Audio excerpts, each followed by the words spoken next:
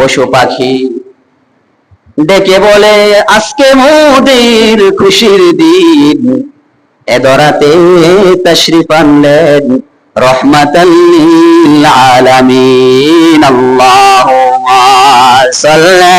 এটা তো দোয়া হইলো, রাসূল সাল্লাল্লাহু আলাইহি ওয়াসাল্লামের নামের উপর দরুদ হইলো।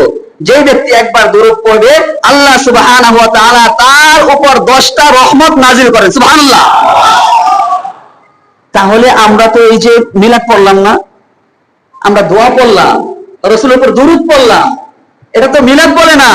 মিলাদ হলো রাসূল সাল্লাল্লাহু আলাইহি ওয়াসাল্লামের জন্ম।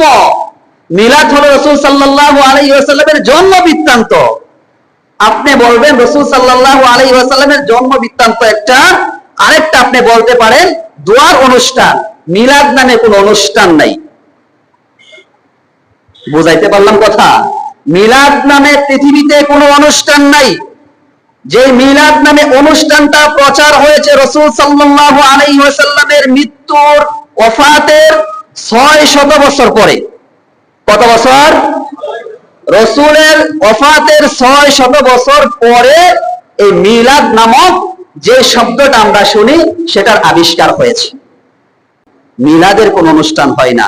মিলাদ হলো রাসূল সাল্লাল্লাহু আলাইহি ওয়াসাল্লামের জন্ম বৃত্তান্ত নিয়ে, রাসূলের জন্মটা কিভাবে হয়েছে, কোন বংশে হয়েছে, কার ওরসে হয়েছে, কিভাবে হয়েছে, রাসূল সাল্লাল্লাহু আলাইহি ওয়াসাল্লামের জন্মের আগে কত ঘটনা ঘটেছে, আল্লাহ তাআলা কত কুদরতি কত অলৌকিক ঘটনা ঘটিয়েছেন, এই সমস্ত কিছুর নাম হলো মিলাদ।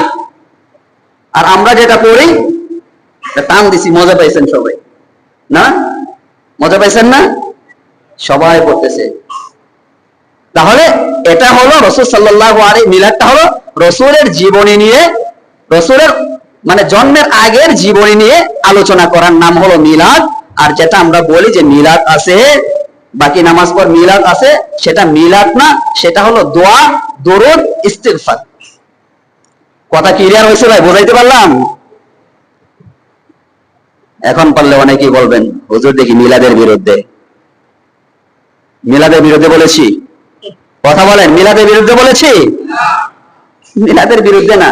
আপনি মিলাদ সারাদিন আলোচনা করেন, মিলাদ নিয়ে প্রতিদিন আলোচনা করেন, আপনি কোনো সমস্যা নাই। রাসূল সাল্লাল্লাহু আলাইহি ওয়াসাল্লামের মিলাদ আমাদের জানা দরকার।